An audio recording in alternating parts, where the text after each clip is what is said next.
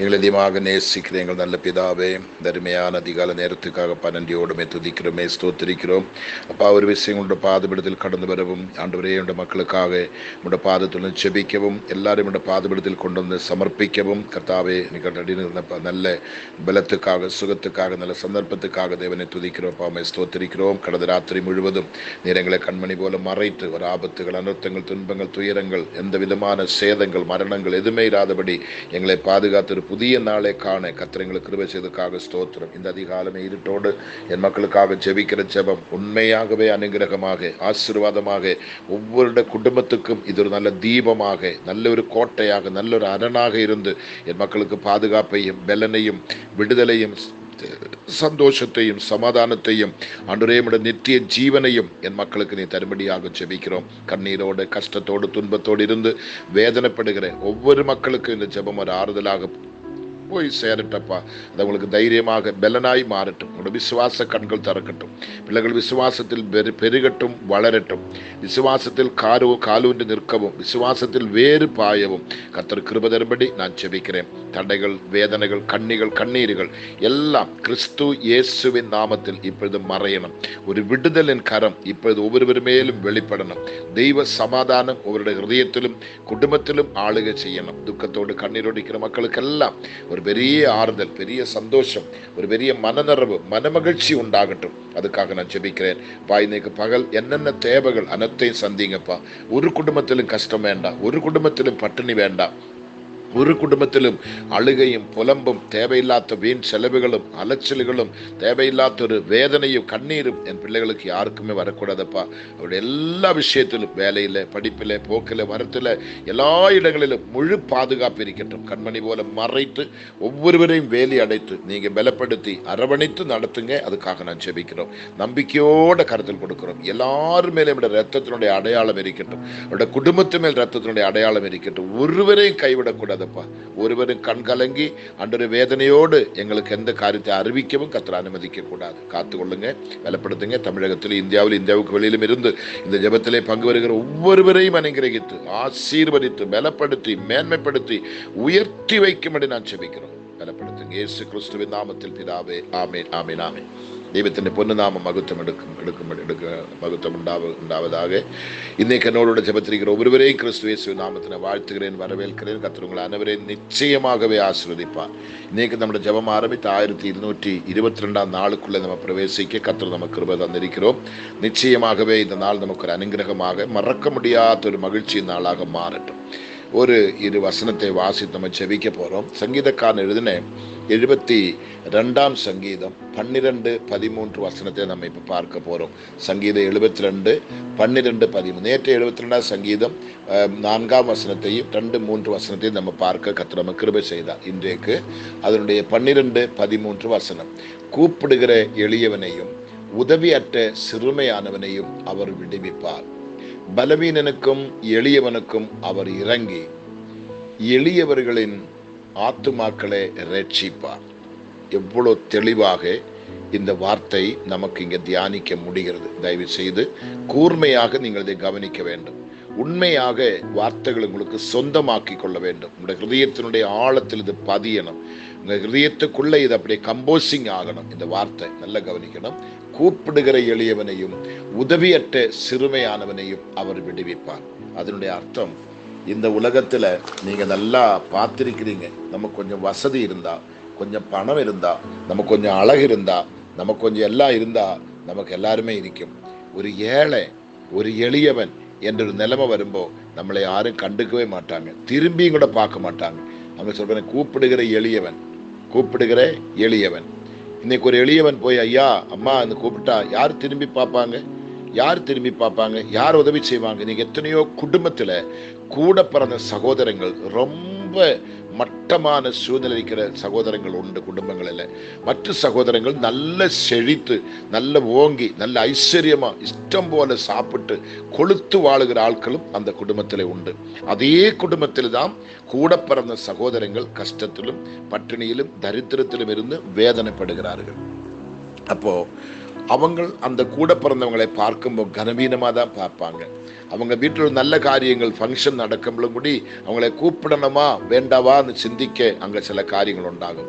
ஒருவேளை அந்த ஃபங்க்ஷனுக்கு அவங்களை கூப்பிட்டு அவங்க வந்தாலும் மற்றவர்கள்கிட்டலாம் நம்ம போய் பேசுவேன், பழகுவேன், கெட்டிப்பிடிக்கையும் சந்தோஷிக்கையும் செய்யும்போது இந்த கூட பிறந்த சகோதரனோ சகோதரி வரும்பொழுது நம்ம எதிர்பார்க்கிற உடை அவங்களுக்கு இருக்காது, எதிர்பார்க்கிற அழகு இருக்காது, எதிர்பார்க்கிற வாகனம் இருக்காது, எதிர்பார்க்கிற நகநட்டு இருக்காது. அவங்களுக்கு இருக்கிற ஏதோ ஒரு கந்தையை உடுத்துட்டு வருவாங்க, இல்லைங்களா யார்ட்டோ இரவு வாங்கி ஏதோ போட்டுட்டு வருவாங்க. ஆனால் அவங்களை யாரும் கண்டுக்க மாட்டாங்க. இதான் உலகம்.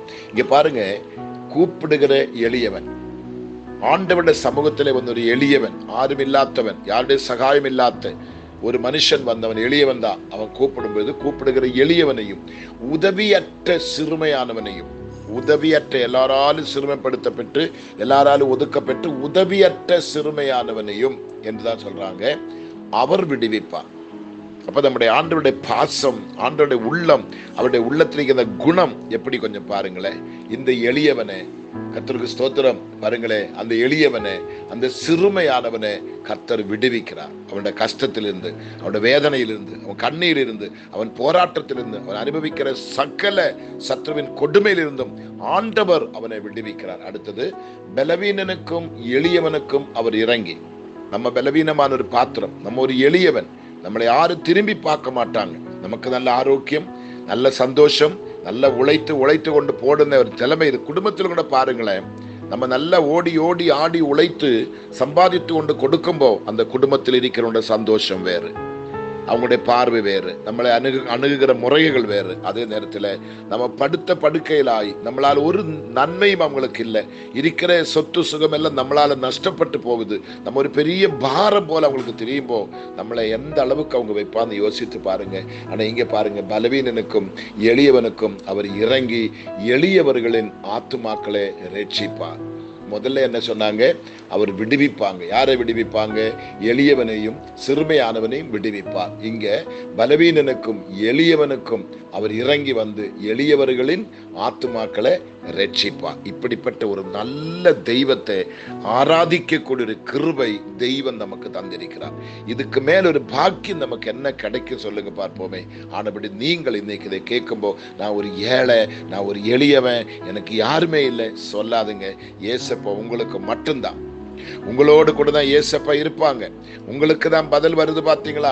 அவரு தான் சொல்றா, நான் அவனை விடுவிப்பேன்னு சொல்றான்.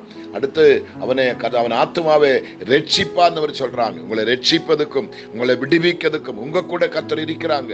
அந்த விடுதலின் ஆவியானவர், அந்த ரட்சகர் உங்க கூட துணையாக உதவியாக இருக்கும்போது நீங்க ஏன் பயப்பட வேண்டும்? ஏன் கலங்க வேண்டும்? ஏன் சோர்ந்து போக வேண்டும்? தைரியமா இருங்க, உறுதியா நில்லுங்க, விசுவாசத்தில் திடனா நில்லுங்க. கொஞ்சம் கூடி அசையக்கூடாது, கொஞ்சம் கூடி சோர்ந்து போகக்கூடாது. ஏசப்பா உங்களுக்கு அற்புதங்களை செய்வார். ஏசப்பா உங்களை விடுவிப்பார். ஏசப்பா உங்களை ரட்சிப்பார். ஏசப்பா உங்க கூடவே இருப்பாங்க, கூடவே இருப்பாங்க, கூடவே இருப்பாங்க. உங்களை மறக்க மாட்டார், வெறுக்க மாட்டார், அவங்களை தள்ளி களைய மாட்டார், உங்களை வேண்டா என்று வலித்து எரிந்து விட மாட்டார். உங்களுக்கு கர்த்தர் இறங்கி வந்து உங்களை விடுவிக்கிறார், உங்களை ரட்சிக்கிறார். இனி வேற உங்களுக்கு என்ன வேணும்? இதை நம்புங்க, இதை பூர்ணமா விசுவாசிங்க, பூர்ணமா இந்த வார்த்தையின் மேல உறுதியான நம்பிக்கை வைங்க. ஒரு போதும் நீங்கள் வெட்கப்பட்டு போக கர்த்தர் விட மாட்டார். ஜெபம் பண்ணலாமா?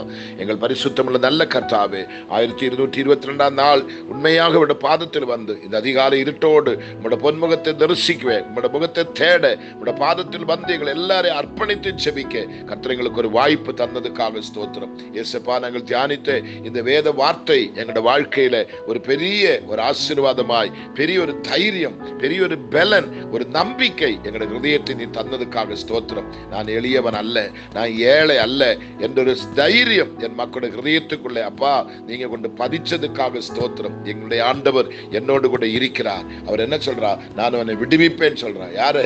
கூப்பிடுகிற எளியவனையும் உதவியற்ற சிறுமையானவனையும் அவர் விடுவிப்பார். அவர் உங்களை விடுவிக்க வருகிறார். உங்களுடைய சிறுமையிலிருந்தும், உங்களுடைய எளிமைத்தனத்திலிருந்தும், உங்களுடைய அடிமைத்தனத்திலிருந்தும், உங்களுடைய கஷ்டத்திலிருந்தும், உங்களுடைய பாடுகளிலிருந்தும், உங்களுடைய வியாதிகளிலிருந்தும் எல்லாம் இயேசப்பா இன்னைக்கு உங்களை விடுவிக்க வருகிறார், விடுவிக்க வருகிறார். பலவீனனுக்கும் எளியவனுக்கும் அவர் இறங்கி எளியவர்களின் ஆத்துமாக்களை அவர் ரட்சிப்பார்.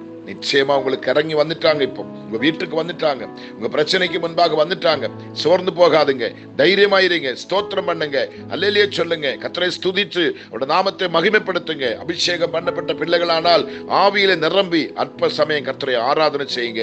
2 கரங்களை சொர்க்கத்துக்கு உயர்த்தி இந்த வார்த்தையை கேட்கவும், இதை அனுபவிக்கவும், இதை ருசிக்கவும், எனக்கு இன்னைக்கு இதை அனுப்பி வைத்தீரே, நான் இதுக்கு தகுதியற்றவன், இந்த பாத்திரம் நான் இல்லை என்று சொல்லி அவருடைய பாதத்தில் சலண்டர் ஆகும் பொழுது இயேசுப்பா உங்களை நிச்சயமா உயர்த்தி உயர்த்தி அனுகிரகிப்பார். 1222 ദിവസം மறக்க முடியாத ஒரு நாளாய் கர்த்தர் மாற்றப்படுற பிதாவே, இதை கேட்டுண்டிருக்கிற ஜனங்கள், இதை கர்த்தாவே கேட்டுண்டிருக்கிற பிள்ளைகள் ஒவ்வொருவரையும் அப்பா நீர் அனுகிரகிப்பீராக. அவருடைய உள்ளத்தில் இருந்த அந்த பெரிய திகில் மாறட்டும். எனக்கு யாரும் இல்லை, ஒரு ஏழை എന്നുള്ള இந்த பயம் மாறட்டும். இயேசுப்பா எனக்கு இந்த உலகத்தில் என்னை அன்னைக்கு வந்து விசாரிக்க, என்னை திரும்பி பார்க்க, எனக்கு உதவி செய்ய ஒருவருமே இல்லை என்று சொல்லி தனிமையில் நின்று வாடி போய் கரிந்து ஆருடையும் சகாயமற்றவர்களாய் தனிச்சு நின்று குமரிக்கொண்டிருக்கிற, கதறிக்கொண்டிருக்கிற ஒவ்வொரு பிள்ளைகளுக்கும் இந்த வார்த்தை ஒரு நல்ல பலனாய், நல்ல சத்துவமாய், நல்ல வல்லமையாய், ஜீவனாய் என் கர்த்தர் மக்களுக்கு இதை அனுப்பினதுக்காக ஸ்தோத்திரம். இதை கேட்டுக்கொண்டிருக்கிற ஒவ்வொருடைய ஹிருதயத்திலும் ஒரு தீபம் எரியட்டப்பா, விசுவாச கண்கள் திறக்கட்டப்பா,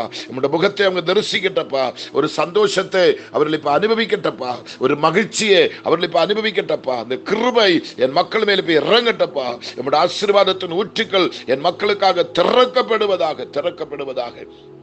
எங்கெல்லாம் ஒதுக்கப்பட்டேனோ, எங்கெல்லாம் கர்த்தாவே ஸ்தோத்திரம் ஆமீன் மக்களால் தள்ளப்பட்டேனோ, ஒடுக்கப்பட்டேனோ அங்க எல்லாம் கர்த்தருடைய கரம் இப்ப வெளிப்படுகிறதுக்காக ஸ்தோத்திரம். அவர்கள் மத்திய எங்களை விடுவிப்பதற்காக, அவர்கள் மத்திய எங்களை ஆதரிப்பதற்காக, ஆண்டவரே எங்களை ரட்சிப்பதற்காக இறங்கி வந்ததுக்காக நன்றி அப்பா. ஆண்டவரே நாங்கள் அதுக்கு பாத்திரர் அல்ல, நாங்கள் அதுக்கு யோக்கியர் அல்லப்பா. அதுக்கேற்ற பரிசுத்தம், அதற்கேற்ற உண்மை எங்களுடைய வாழ்க்கையில் இல்ல கர்த்தாவே. நாங்கள் நீஜரப்பா, பாவிகளப்பா, துரோகிகளப்பா, எத்தனப்பா ஆண்டவரே காட்டி கொடுக்கிற எத்தனைப்பா நாங்க.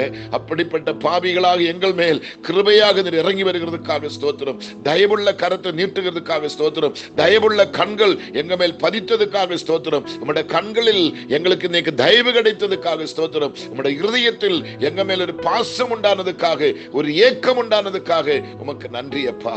என் பிள்ளைகளை கைவிடக்கூடாதுப்பா, ஒருவரையும் மறக்க கூடாதுப்பா, ஒருவரையும் தள்ளி கூடாதுப்பா, ஒருவரையும் வெறுக்க கூடாதுப்பா, ஒருவரையும் வேண்டா என்று கலற்றி விடக்கூடாதப்பா. மார்போடு அணைத்துக் கொள்ளுங்க, அன்போடு அணைத்துக் கொள்ளுங்கப்பா. ஆண்டவரே தவித்துக் கொண்டிருக்கிற ஒவ்வொரு பிள்ளைகளும், பலவீனப்பட்டிருக்கிற ஒவ்வொரு பிள்ளைகளும் அந்த ஆசீர்வாதத்தை முழுவதுமாய் இப்போது அனுபவிக்க அப்பா நீர் உதவி செய்வீராக. அவருடைய துக்கம் மாறட்டும், கண்ணீர் மாறட்டும், பலவீனங்கள் மாறட்டும், தனிமை, அவங்களுடைய வேதனைகள் எல்லாம் மாறட்டப்பா. மற்றவங்க முன்னாடி ஐயோ நாங்க ஒன்றுமில்லாத அப்பாவிகள் சொல்லி என் பிள்ளைகள் சோர்ந்து போக கூடாதப்பா. அவங்களை தைரியப்படுத்துங்க, அவங்க கூட தங்கி இருமப்பா, அவங்களோடு கூட இருமப்பா. எங்களுக்கு நீர் ஒரு சகாயம் செய்யாவிட்டாலும், ஒரு நன்மை நீர் எங்களுக்கு செய்யாவிட்டாலும் அப்படிப்பட்ட மக்களுக்கு நீங்க செய்யுங்கப்பா. யாருடைய ஒத்தாசையும் இல்லாம தனிச்சு கிடக்கிற பிள்ளைகளப்பா, யாருடைய சகாயம் இல்லப்பா, எல்லா வாசலும் அடையப்பட்டு கிடக்குதப்பா.